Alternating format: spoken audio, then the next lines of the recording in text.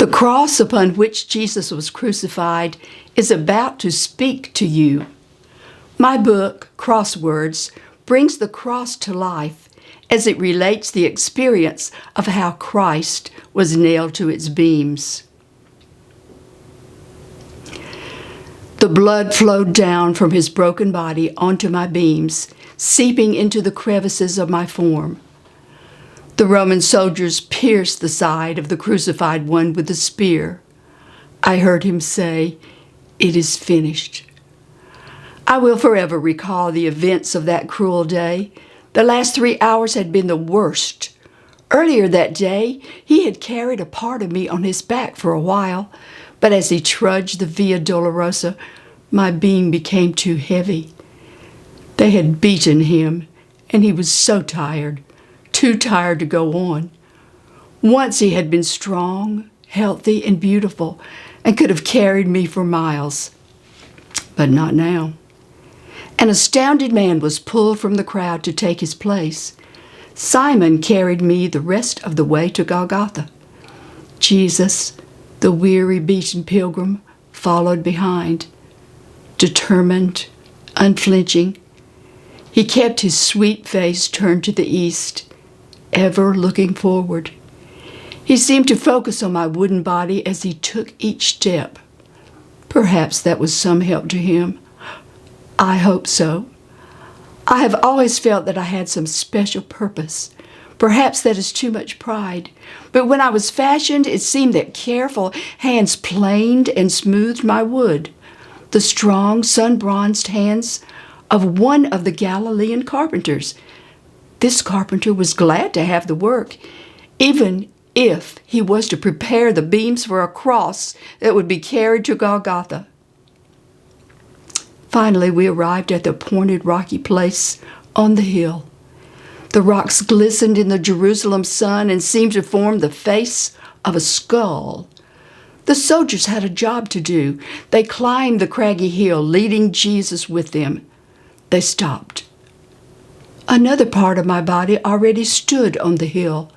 A suitable hole had been dug for my vertical beam, a deep, gaping hole in the Golgotha earth.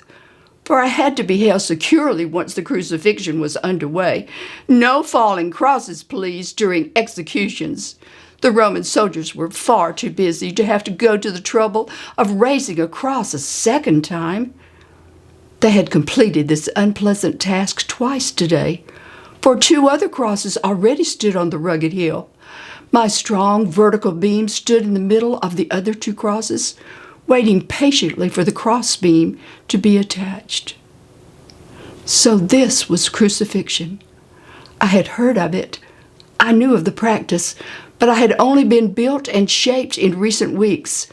I had not visited Golgotha before. I felt the cool earth and rocks beneath me as the soldiers placed me on the ground. I waited. What would happen next? The soldiers brought Jesus near me. I knew his name because I heard his loved ones calling and crying out his name. His body was laid on mine. He didn't fight the soldiers or try to squirm away. Like a quiet lamb, he just went where they led him. They stretched his arms on my wood. I hoped no splinters would find him and add to his pain. A soldier stretched out the left arm of Jesus on my beam. 3 other soldiers helped to hold his body firmly to my beam. The hammer fell, and a 5-inch nail spike ripped through his flesh. After 5 blows with the hammer, he was held fast to my crossbeam.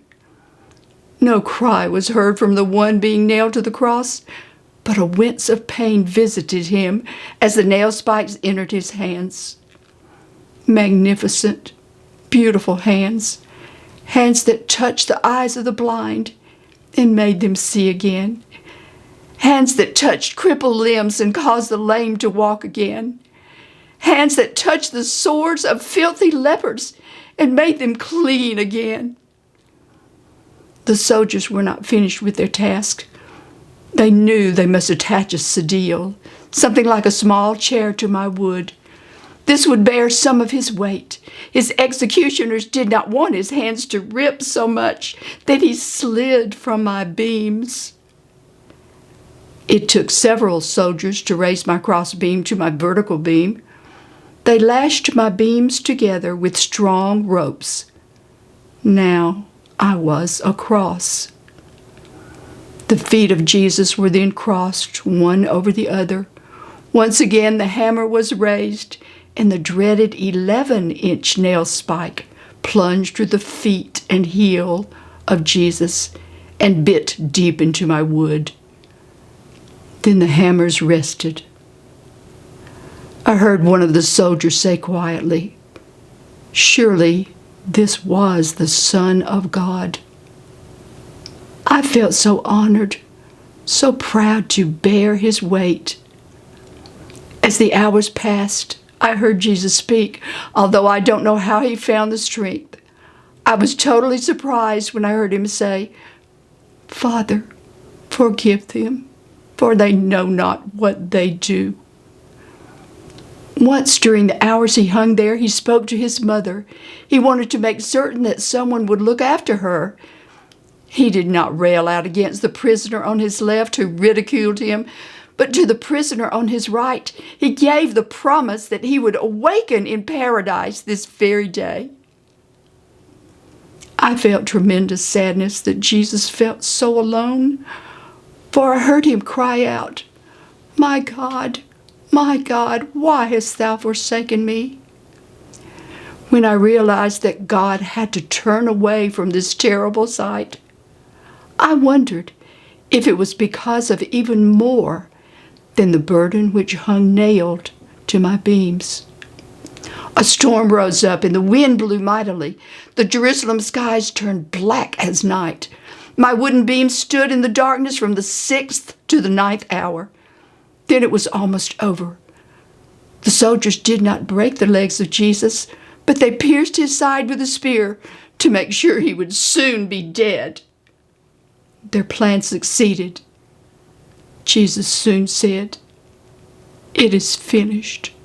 Into thy hands I commend my spirit."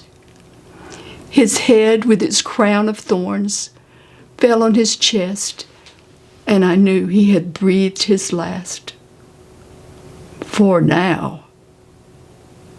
I didn't know where they took him after they took his body down from my beams.